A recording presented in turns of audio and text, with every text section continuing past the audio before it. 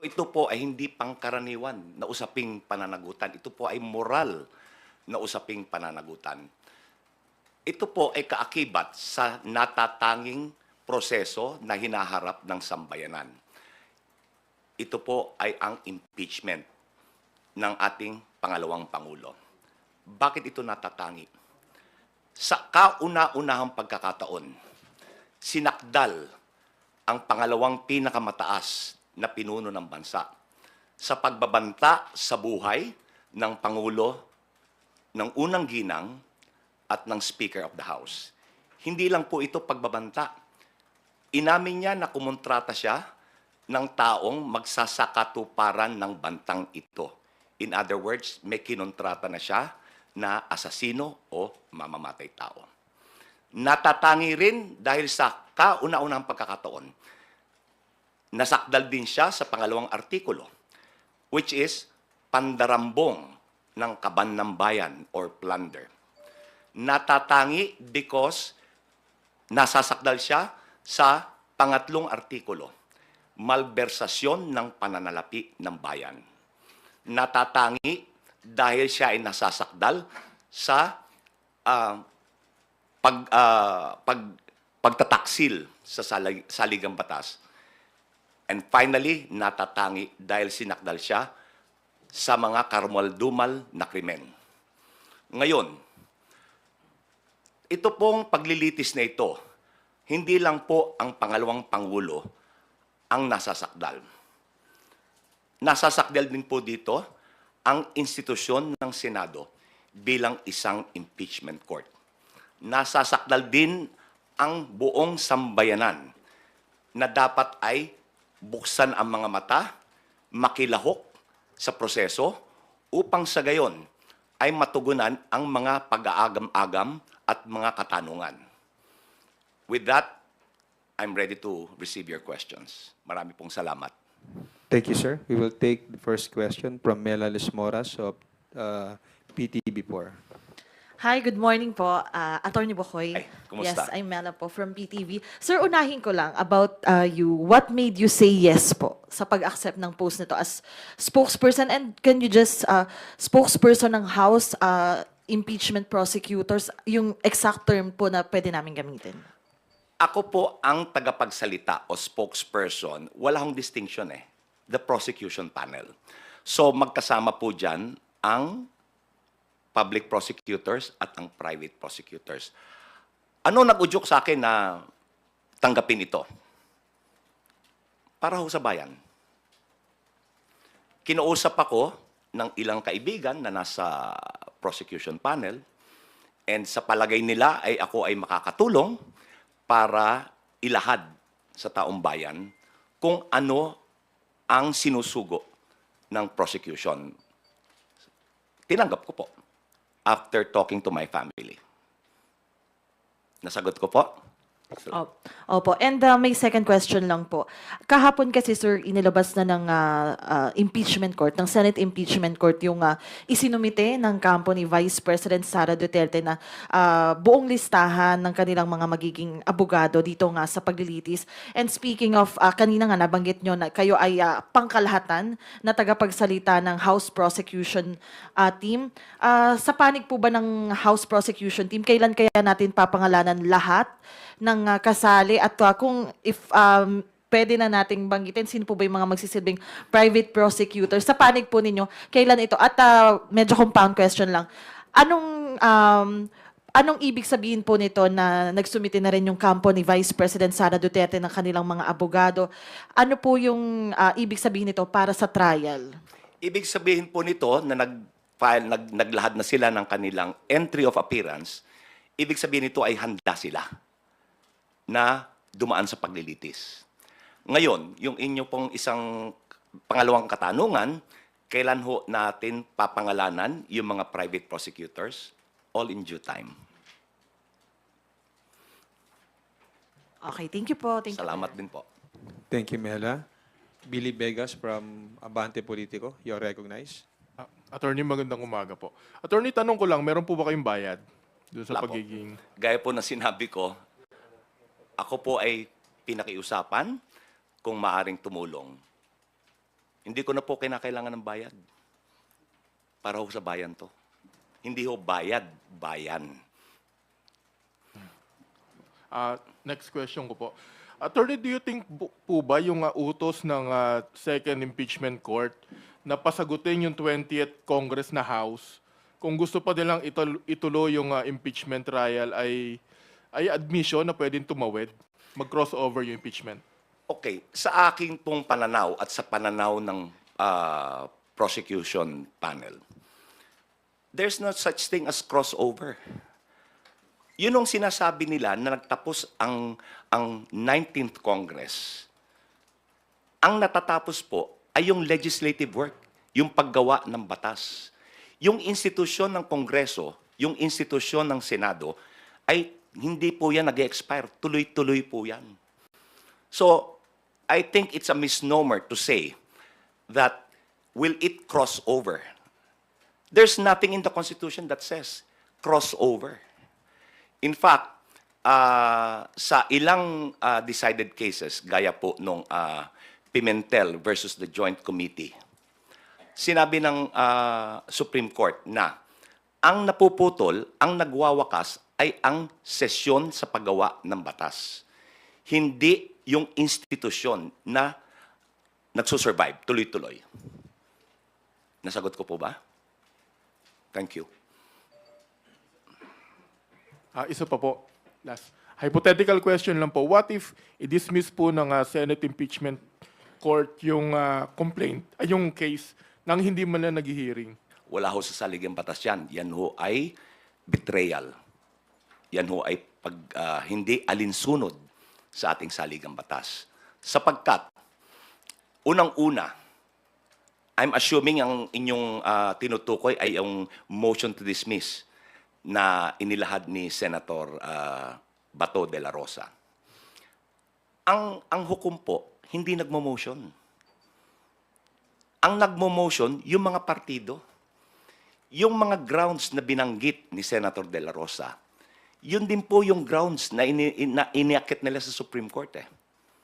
So, ang nangyari, si Senator de la Rosa, umaaksyon na parang defense counsel. Ayon ho sa saligang batas, kapag nailatag ang articles of impeachment, dapat agad-agad mag-proceed sa trial. At dapat bigyan, iserve ng writ of summons ang impeached official para maglahad ng sagot or answer, not a motion to dismiss. Kung yung nasasakdal ay hindi pwedeng maglahad ng motion to dismiss, di lalo na siguro yung hukom. Di po ba? Dahil ang sinabi po ng saligang batas, ang kapangyarihan ay to try and decide the case. To try, ibig sabihin po, ay maglitis. Pangalawa, ang ginamit po ng saligang batas na lengguwahe, trial shall forthwith proceed. Trial. Hindi ho sinabi ng saligang batas na ang kapangyarihan ay to hear and decide. Mas malapad po ang saklaw nung legal term na to hear. Ang legal term to hear means to ascertain whether or not the articles or ang reklamo is worth pursuing. In other words, may basihan ba yung sakdal? Hindi ho sinabi ng saligang batas to hear. Ang sinabi ng batas, to try and decide. Ganhon ho ka-eksakto ang lengguwahe ng saligang batas ukol sa proseso ng impeachment. Thank you po. Salamat din sa tanong. Thank you, Billy. Let's proceed with the next questions from Tina Panganiban Perez of GMA7. Good morning po, sir. Morning. Sir, prior to your appointment as spokes of the PROSEC panel, have you ever assisted them in any capacity? Meron na po akong ilang nasaluhan na meeting para ho malaman ko kung ano ang mensahe na ihahayag ko sa publiko. So, yes, nagkaroon na po ako ng partisipasyon. But not as a private prosecutor, sir. Hindi po ako private prosecutor. Opo. And meron po ba kayong update doon po sa binanggit ng prosecution panel na clarification na hihingin po nila sa Senate Impeachment Court about yung orders na ibinaba ng Senate Impeachment Court, pati po yung pag-remand sa articles? Within the next few days, ang prosecution panel ay magpa-file or maglalahad ng mga kaukulang pleading. Within the next few days, magkakaroon po ng paglalahad. Sir, clarification lang. That's a motion? Motion to what? It could be a motion or it could be a manifestation. Thank you po, sir. Either way, it is to clarify. Yun hong order. Thank you po. Thank you, Tina. Vivian Gulia from ABS-CBN2. Good morning, Attorney. morning. Opo. Can you confirm and may we know the reason? Base po sa reports ay the House of Representatives was furnished a copy of the notice of appearance ng pag-enter ng lawyers ni Vice President Sara Duterte ng kanilang entry of appearance, pero hindi po ito tendered, copy, refused to receive. Okay. Liliwanagin ko po hindi ko ho alam pa kung ano yung dahilan. Subalit, ang bottom line dito, wala ho naman nasaktan, walang damage eh.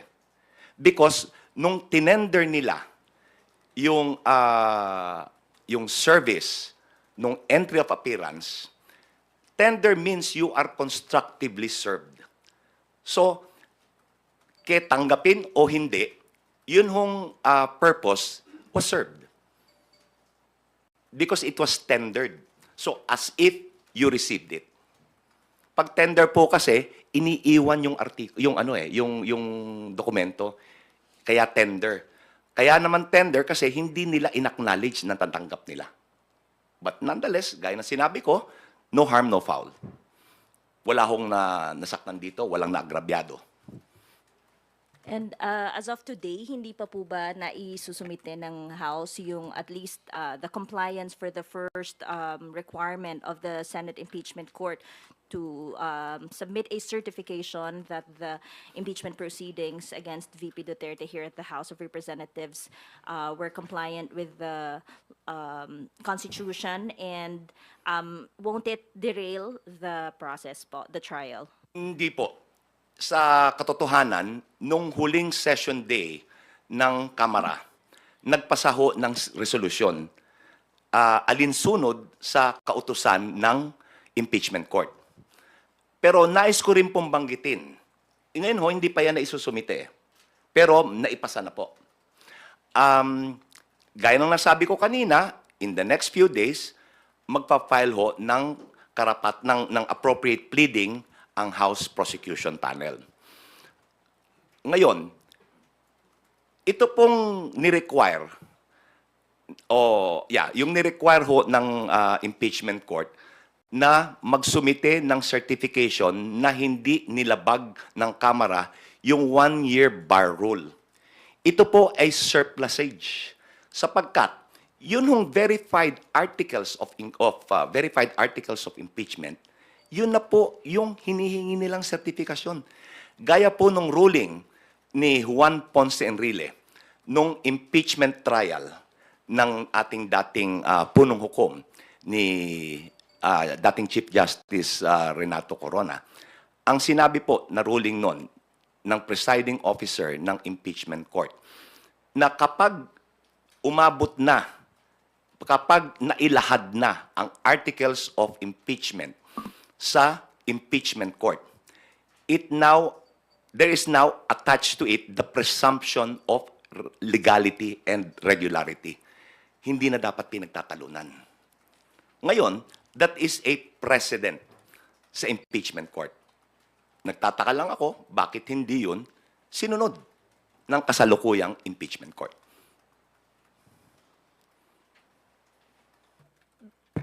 Bali, sir, iko-comply pa po ba ng House tong requirements or in the House prosecution's opinion, hindi na po kailangan at hindi ito makaka-derail sa trial kahit hindi sundin itong mga requirements? Ngayon, ito po, no?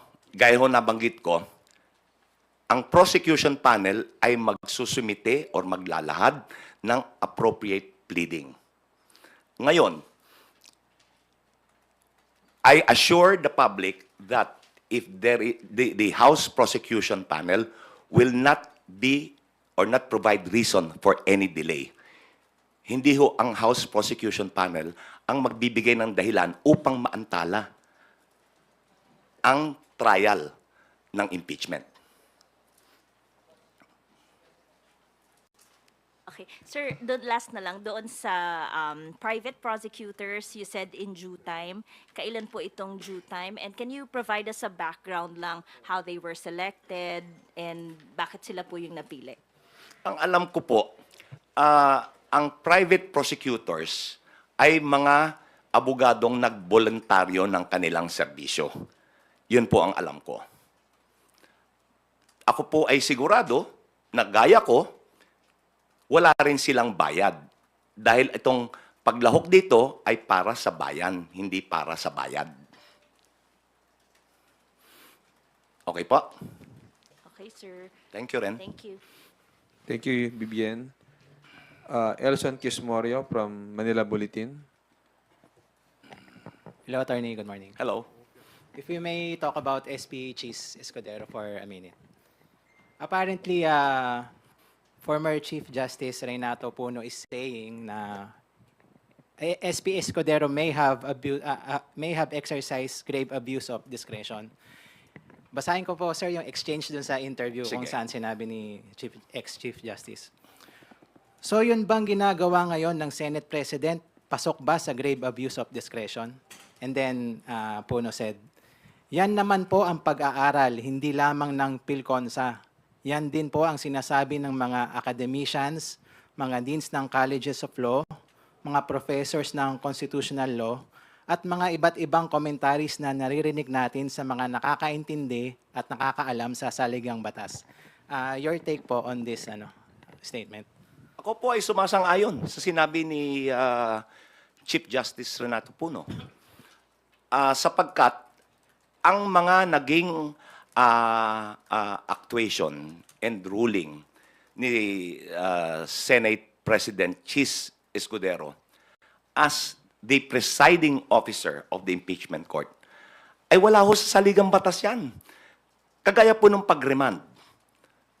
Hindi po ang pag-remand, ibig sabihin, yung lower court should reconsider.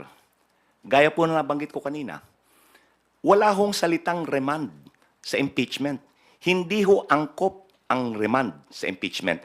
Yung remand ay para sa ordinaryong kaso, sa ordinaryong hukuman, but never sa impeachment court.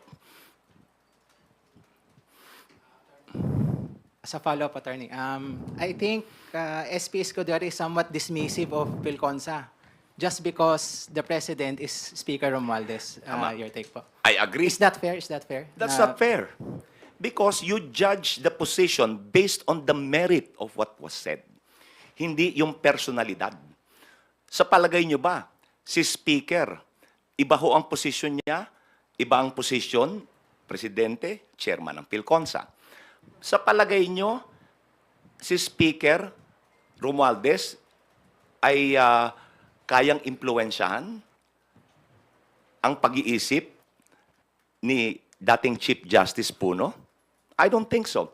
In much the same way that Chief Justice Puno will not and cannot influence the mindset of the Speaker of the House.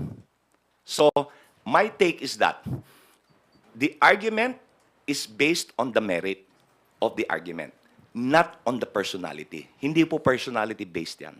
Merit-based. Another one. Attorney, do you agree with SP Escudero's statement na parang the Senate impeachment court daw has no limit to what they can do, No? to what motion they can pursue? Hindi po. meron pong limitasyon. Ang limitasyon ay ang ating saligang batas at ang kanilang sariling impeachment rules. Hindi po pwedeng porque you are sui generis, pwede mong gawin ang lahat ng gusto mo. Ang limitasyon po ay nasasaad sa ating saligang batas at sa kanilang sariling impeachment rules. In fact, kung yung impeachment rules po ay hindi alinsunod sa saligang batas, hindi rin po ubra yun. So lalo na, yun sa kanyang statement na kaya niyang gawin, kaya nilang mag-order ng kahit na ano, mali po yun. Dapat alinsunod sa parameters na sinet ng saligang batas.